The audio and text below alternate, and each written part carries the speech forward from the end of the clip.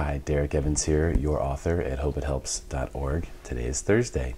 My Thursday meditation practice is the most important one of the week for me because Thursday is my most stressful day. And I have essentially built my meditation practice around the concept of Thursday being this day.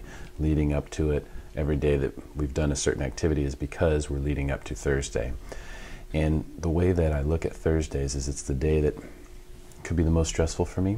Very easily. It's the day that I record my radio show, and there's a lot of things that can go wrong.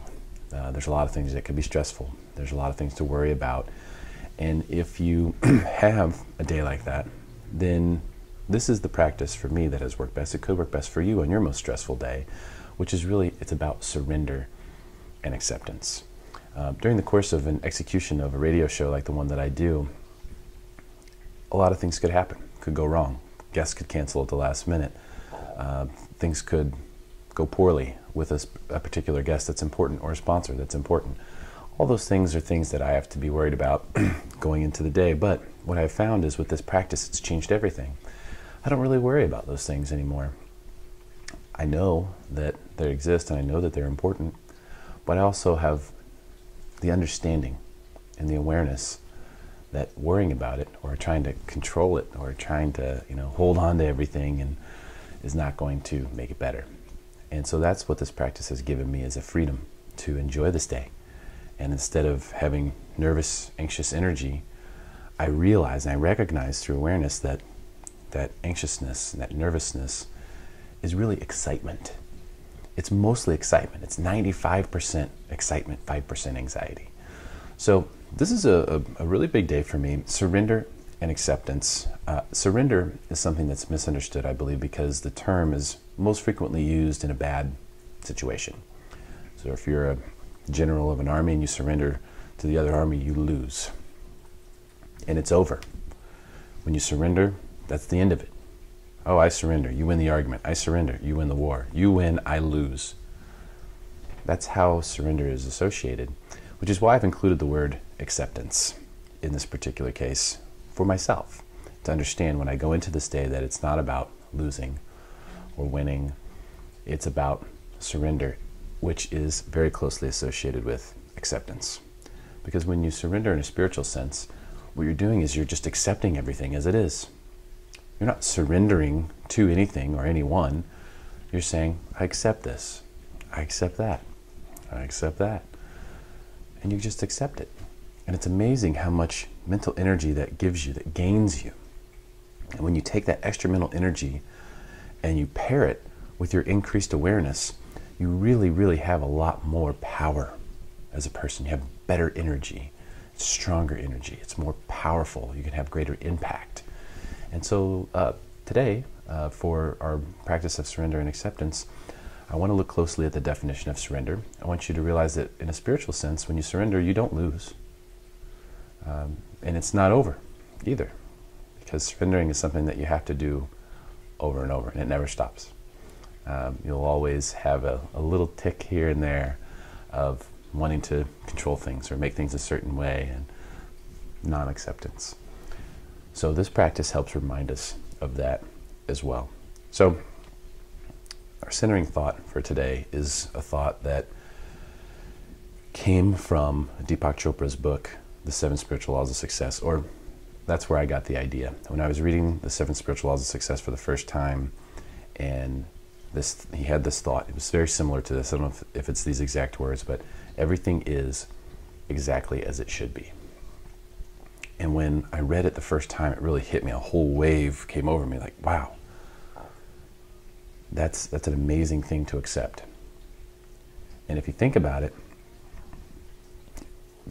what other choice is a good one? You can say things are exactly as they should be, or you can say, man, things should be different. There's only two choices. And if you believe that things should be different, you're going to be stuck in the past. You're going to be worried about trying to control things and manipulate things. But if you say, everything is right now exactly as it should be, and you accept that, it makes a big difference. I walked around a whole day after reading that chapter in Deepak's book, The 7 Spiritual Laws, and I walked around just saying that in my head over and over. I was walking through downtown San Diego. I was watching all sorts of things that you would not consider the way they should be. And I was just telling myself, everything is exactly as it should be. And it had a profound effect on me. It really, that's what shifted gears for me, was this particular centering thought that we have for today. Everything is exactly as it should be. This centering thought is really important because this helps us surrender through acceptance. When you take on this thought that everything is exactly as it should be, what happens is you start to realize that it's easy to accept things. When you see something that doesn't look right and you say, no, it should be that way, because everything's exactly as it should be, then you're able to look at it from a different perspective. That perspective is huge, because now you start to say, well, why is it that way?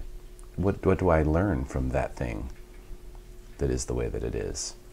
Instead of saying, it shouldn't be like that, which doesn't do you any good, doesn't allow for growth.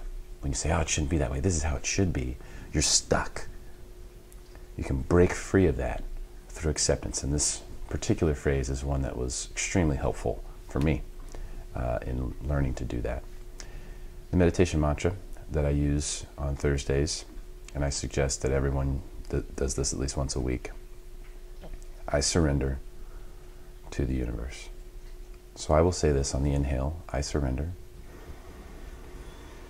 And then on the exhale, I will say mentally, to the universe. And what happens there is, on the way out, I surrender to the universe.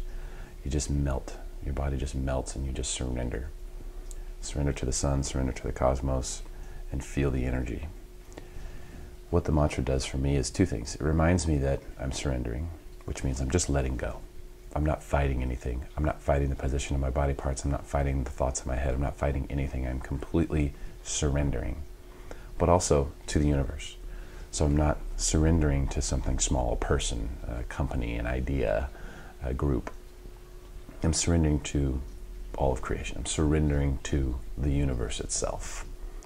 And so that particular meditation mantra really helps me to kind of seal this whole thing. And I will say the centering thought 7 to 10 times before the meditation and 7 to 10 times after.